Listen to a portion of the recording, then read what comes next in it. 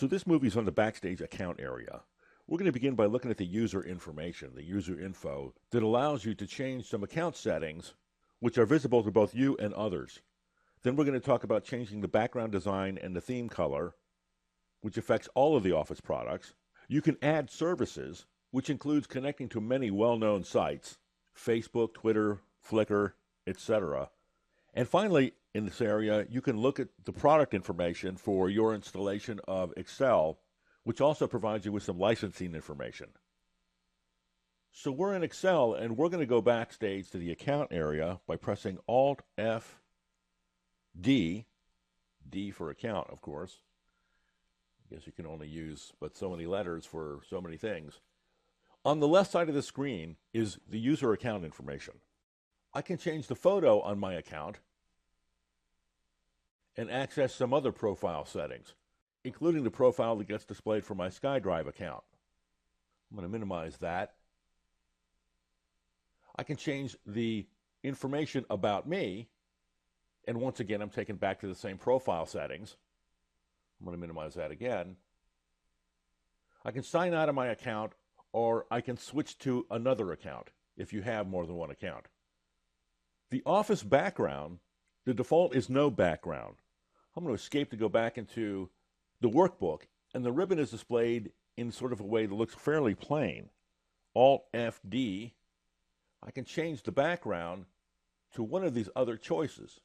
We'll pick geometry, escape and go back into the workbook, and at the upper right side of the screen, we see some design that is now displayed above the ribbon. This affects all of the Office products, not just Excel. Alt-F-D. The other thing that you can change is the theme color. There's only 3 choices, but dark gray will actually create an effect so that the ribbon looks a lot like it did in 2010. Alt-F-D. I can also add a service. Imaging and videos, Facebook, Flickr, YouTube, storage, Office 365 SharePoint, and my SkyDrive account, sharing, again with Facebook, LinkedIn, and Twitter. So you can add these accounts and have free access to interact with those services, those social networking sites, right from Excel. On the right side of the screen, we have some information about the product, the installation version of Excel. This is version 15, but there are releases and updates that modify the number 15 to my current version, which is 15.0.4551.1011. I can check for more updates by left-clicking View Updates. I'm taken to the internet, where I see that the most recent version is a version that's different than the one I have. So I can select that, get some information about it, and determine whether or not I want to apply those updates. So if I determine that I want to apply that update, I'm going to go back to Excel, go back to the update options, and I can apply updates. And it tells me that updates are available, and I just discovered that manually, but it keeps me up to speed as to whether there's an update available for my version of Excel. So I can apply the update and bring my version current, which is not a bad idea because there are occasions when Microsoft releases some additional functionality with these updates, and at the very least, these updates generally resolve some issues that people have when they're using the Office products.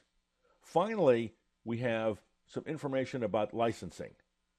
And on the bottom right of this dialog box, I can get some system information, and I can get some tech support, which again I need to pull in from my left side monitor.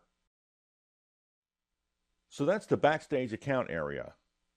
We looked at the user information, where we can change some profile settings, including changing a photograph, some information. We can sign out of our account. We can switch accounts. We can also change the background that shows up in the upper right-hand corner of the Office products. We have 3 choices as to the Office theme, which basically changes the background color. And we can add additional services to stay connected to the popular social networking sites. Finally, there's some product information where we can look for updates and keep our version of Excel current, find out some information about the licensing agreement, get some information about our system, and get some information about the tech support that Microsoft offers.